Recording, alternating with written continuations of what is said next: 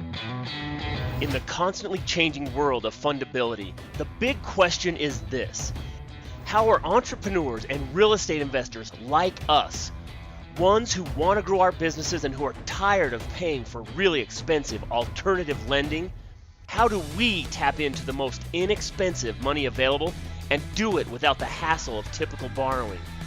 That is the question, and this podcast will give you the answers. Welcome to the Get Fundable podcast with your host, Merrill Chandler. All right, everybody, welcome back. Merrill Chandler here. In my intro, I called myself your guest of the Get Fundable universe. So in this episode, it's actually going to be just that. I'm going to be interviewing myself. Actually, no. We're going to be talking about, for lack of a better term, I wish I had something really cool, really sexy, really fun, but it's like, what is a fundable savings plan or savings program, right? And what kind of savings do we want to have? If you've attended my boot camp, getfundableBootcamp.com, if you've attended my boot camp, you know that I talk about that there are four priorities that we have when it comes to liquidating our savings if we're trying to save our credit, save our mortgage payment, save ourselves from extinction in a pandemic, right? There's a process. We're not going to get into the details of that process, but one of them was short-term savings, right? And we talk about using our short-term savings to make sure that we protect our fundability, right? So I want to go a little deeper than I do in the boot camp in this podcast about about a savings program that is when you hear it, you'll be like, duh, but most of us haven't connected these dots, and that's what you count on me for, and what I'm happy to deliver on. So the first idea of a savings plan, one that builds fundability, is to not have a short-term savings program at all until you have paid down any revolving debt that's on your personal profile. People are like, what do you mean? I need to have a savings program. I need something in case, I got to fix the car, this, that, or the other. So roll with me here. And again, I'm just giving you a perspective from Fundability. Think of it this way. Some of us, many of us, if not most of us, will let's be really aggressive. We're putting $1,000 a month in our savings program. Let's even call it 500. And we just 500. Now, in the current rates at the time this is being recorded, you're making maybe 0.5% of interest on that money. So I know that we're not doing that for the reason to collect and earn interest, right? We're doing it so that we have money. We're not living paycheck to paycheck. And we're doing it so that we have some reserves, some resources to tap into if we need to. Like, we got to put a down payment on a new car, or we got to fix our car, our common ones. Many times we're looking at doing think of it this way. We want to make a savings plan so that we can go shopping for our kids for Christmas or for back to school. So we'll put a short-term savings plan together for a like a wedding or a big event, right? A student's graduation or otherwise.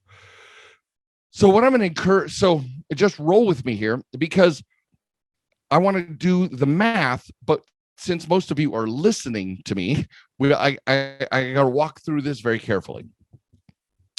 So let's say you're putting, round numbers, you're putting $1,000 a month into your account. That savings account is accruing barely any interest, so we're going to negate that. It's negligible, so we're not going to count it. So at the end of 1 year, you've got $12,000. That's cool. You can put half down on a small car. You can put 10% down on a really, really nice car, right? So that 12 grand is solid. But here's the thing. Many people are, and maybe you are included, there are times in which you put money aside on savings, but you're carrying a balance on your personal revolving accounts. Now, we'll get this out of the way really quickly. It doesn't matter on your business because business doesn't report to your personal. So whatever balances you're carrying on true business cards, business lines, etc., those are not counting against you on your personal profile, and they're not counting against your personal fundability. So having said that, I've seen people come to me way too many times, and they'll have $5,000 or $6,000 in debt, or $20,000 or $30,000 in debt, 60, 70, 80% utilization on their personal credit cards. And then they'll be putting $200, $300, $500, $1,000 away a month in savings. So the first thing we want to do, fundability and savings, is for every $1,000 you save, think of putting that same $200, $300, $500, $1,000 on the balance of a credit card, paying that balance down. Okay. And once you pay that balance down, you're actually creating room on your on the credit card. So if you ever need that $1,000 to fix a car, or to pay towards a wedding, or to get kids' clothes when you go back to school, that same $1,000 is available to you on that credit card because you just paid it down a full $1,000. The interesting thing is that most of these personal credit cards are 18 to 22 or 23% interest. So imagine 23% interest over the course of a year for $1,000. How much is that? $230 that you would have paid towards interest on that $1,000. So since you're paying it down, your savings plan, your fundable savings plan on the revolving account side, is to use every scrap of dollars you've got, every dollar you have goes to lowering balances on your personal credit cards. When you do that, as I said, you create room on that credit card in case of emergency. You can tap it, but you're saving, for every $1,000, you're saving $230. That's money going into your pocket instead of towards interest. So you're actually able, in this model, to pay, instead you're saving $1,000, but you're actually applying $1,230 towards your balance, because you're not paying interest. So you could have that money that you would normally pay to interest and apply that to the balance as well. You follow me? So for every $1,000 you would put in savings, you would actually be able to put $1,230 against the balance. Easy peasy math, but holy hell, this is a game changer.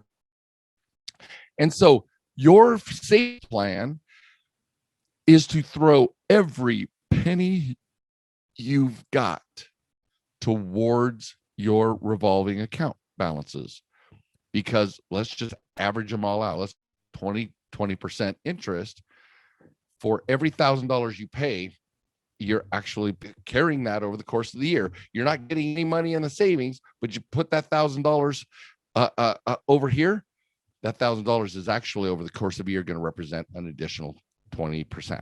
So guys, first things first, before you do anything, if you get a personal loan, get the personal loan to put on your personal credit cards. If you get a finance loan, borrow it and pay down your personal credit cards, not just because of the interest, but because you're now improving your 24-month look-back period, you're reducing your balances, and that is the best savings program ever, because you're freeing up balances that you get to use later in case of emergency, in case of important purchases, in case of back to school, Christmas, or otherwise, at the tune of 120%. Because you got the actual 1,000, and over the course of that year, instead of putting it on savings and getting nothing for it, you're getting 20% return on that $1,000 over the course of that year. Okay. So that's the revolving accounts part of the savings plan. All right. Now, what about the installment loan version? What is the installment loan version of a savings plan? Well, first things first. If you get let's go back to the boot camp. We talk about getting ahead of the payment slope. So, well, again, you're listening to this, so we're going to go back to high school algebra, and remember, if you've got a vertical line of balance and a horizontal line of time, when you buy, let's say you buy a car, and whether you put money down or not, you have a loan amount, and let's call it the loan amount is $20,000. Every time you make a payment, so every increment going across the horizontal is a month. Every vertical is $1. Every time or the equivalent of a payment, right? It's going down. So you have $20,000, and think of it as steps going down. You start at 20. Let's say it's a $500 payment. 20 becomes 19.5, becomes 19, becomes 18.5, becomes 18, and it just steps down. Plus, you have to add the interest, but I'm trying to make this easy. Now, the savings plan, which boosts your fundability and gives you elbow room in case of emergencies or in case of, hey, you got the nomad gene just flipped on and you want to go hit Europe for 3 months or 6 months. Okay.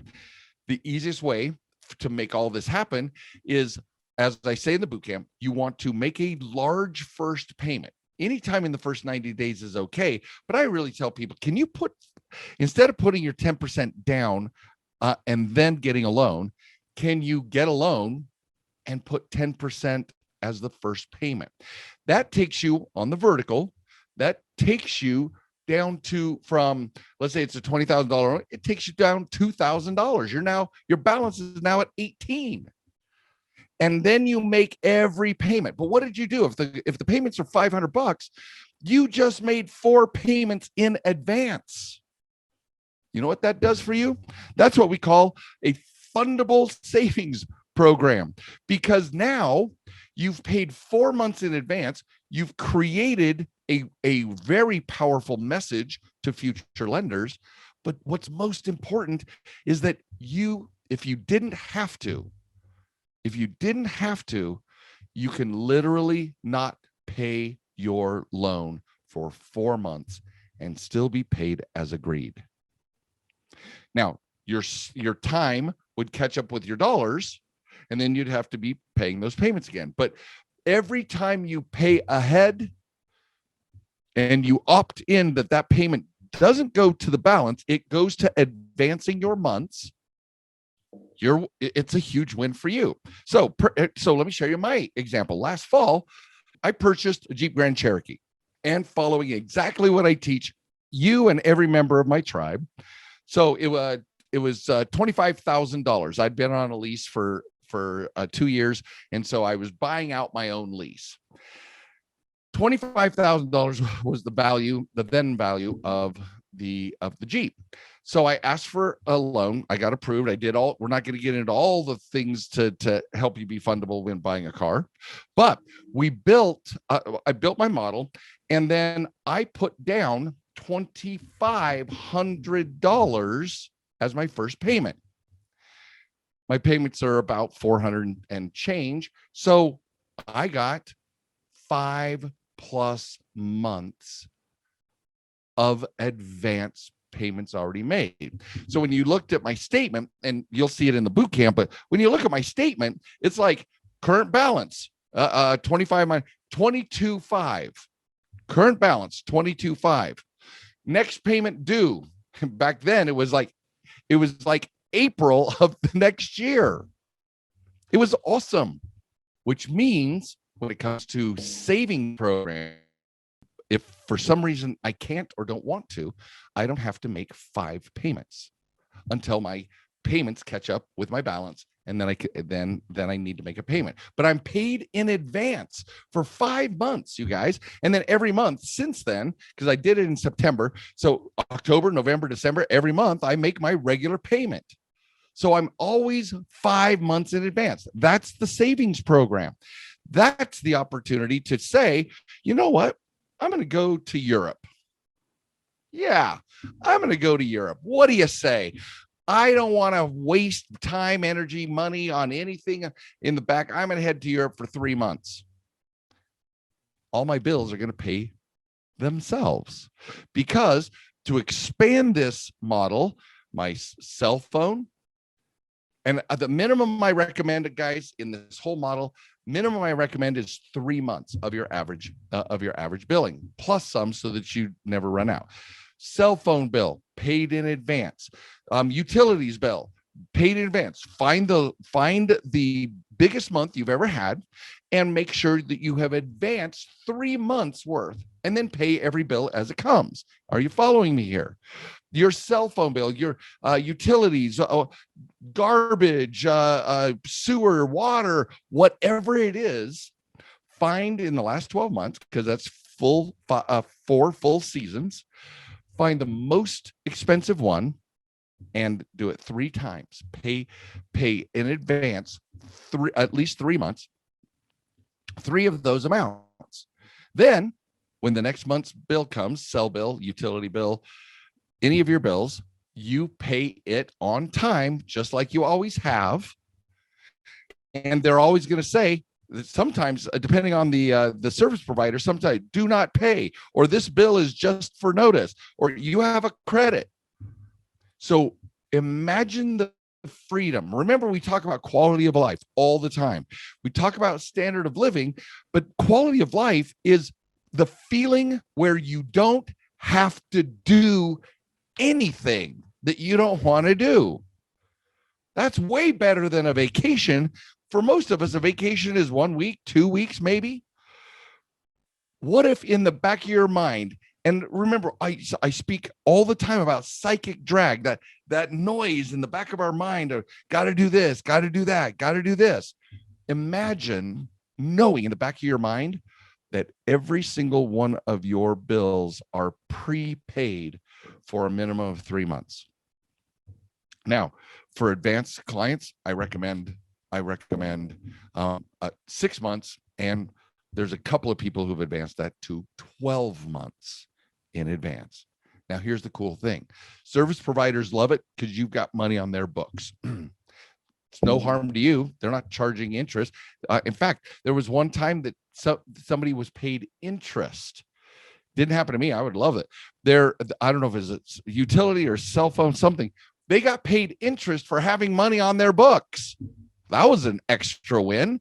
But the win itself is removing the psychic drag from having to pay bills. And that even though you're going to pay the bills faithfully every month, let's say you're not leaving for Europe for 3 months, every time you pay a bill, what kind of message are you sending yourself? We talk about self-honor, self-love, taking care of you, right? Self-care. What kind of message do you receive, guys? When you when you go online and look at the statement, it says, do not pay. How awesome is that? What you look on the cell phone, it says, you have a credit, and you know that credit's at least 3 months. Do not pay your bill. Come on. That is awesome. That's not just lack of psychic drag. That is, holy schmoly, this is amazing. I am ahead in my life. Only after all of this is done do I recommend to individuals who ask me, and since you're one of my podcast listeners, I'm pretending you asked me.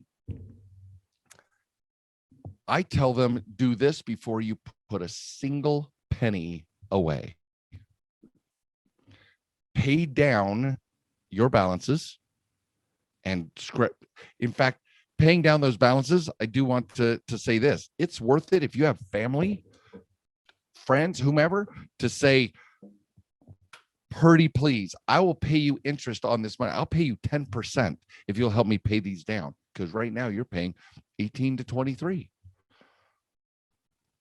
The reduction of your revolving accounts is the most awesome thing you can do.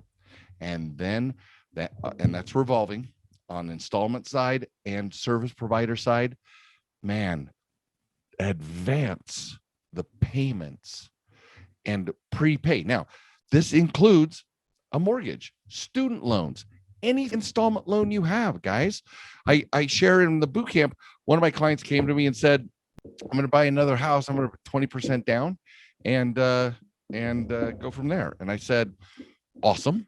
That's awesome. Why don't you put, or he said I was going to put 30% down. Excuse me. I said, why don't you put 20% down and see if the numbers still make sense for it as a rental? And they said, yeah, that makes sense. I make more if I put 30% down. I said, imagine now putting the last 10% of that 30% down as a first payment. You advance and make sure it's advancing the date, the payment months, not adding equity, or you're adding months, not taking away the balance of the loan. Imagine not having to pay your mortgage for whatever that 10% represented, 3 months, 6 months, 12 months. That's super high cash flow. But then I recommend, of course, keep making those monthly payments and add more to it over time. I mean, there are great outfits out there who teach how to reduce your mortgages, 15 years, 7 years, 5 years, right? Sweep accounts, all that stuff. We're not getting into any of it. I'm saying that if you are smart, you will prepay every single bill, service provider bill and loan, at minimum of 3 months in advance. I recommend it to every client. I just love not having psychic drag. No joke, guys. I just love not having psychic drag. I love knowing, even though my whole plan is to continue to pay every single month. But how much more fun is it paying a bill when you don't have to? Follow me? How much cooler is it to look at that? Do not pay. Do not pay. You have a credit. Do not pay. And you're like, you know what? I think I'm going to pay anyway. Yeah. Thank you for telling me I don't have to pay. I'm going to pay anyway.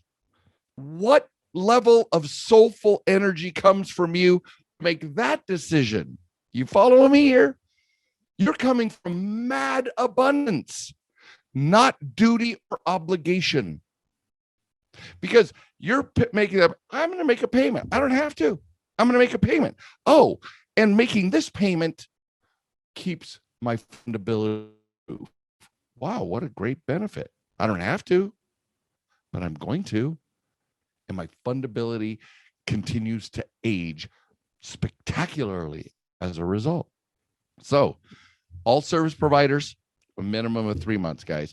All installment loans, personal loans, mortgages, auto loans, student loans, any loan, a boat loan, does not matter. Your Winnebago loan, 3 months in advance. Don't put it on the balance. Make sure that when you make those payments that they put them, they're paying months in advance. There's nothing cooler than getting a do not pay. Nothing cooler than getting a notice that says do not pay. You guys, I'm so committed in every way to helping you not just be fundable, right? That's my geek, that I love all of this fun stuff, right? The fun tech. But I am committed to your quality of life and experiencing it right now. How cool if you guys, you sold a business, you flipped a house, you whatever it was, and you said, you know what, I'm going to take these proceeds and I'm going to prepay everything I got, reduce my my credit cards balances to zero, and I'm going to prepay 3 months worth of all of my service providers, both in my business, my personal, and my installment loans. Dude, you will turn another property. You will create the next money so much faster and with so much less effort because you're not worried about anything. You're not worried about anything. So take this to heart. The cool thing is that you can start with one bill at a time. Utilities, let's say it's a couple $100, $600. Boom, put it away. And then make every month thereafter, make the regular payments. Then your cell phone, 120, 60, doesn't matter. 3 times, let's call it $300. Boom, pay that one.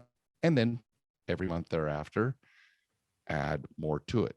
This is the most powerful savings model I've ever witnessed, you guys, because I believe that 80% of your success comes from your mental, emotional, spiritual state. 20% comes from your strategies. Some people will say, Merrill, I can put all this money towards my sweep account and allow and reduce the debt. Yeah, but you have no emotional or mental freedom. None. You just got a long-term play. I'm saying be kind to yourself. Be kind to yourself. I'm going to take the next week off, damn it. I got time. Be kind to yourself. Invest in yourself. And this, you can't invest in yourself more than this way. And every new deal you do is going to come from a more free space. And freedom, this gives you the freedom to do more and freedom from anxiety or fear or scarcity.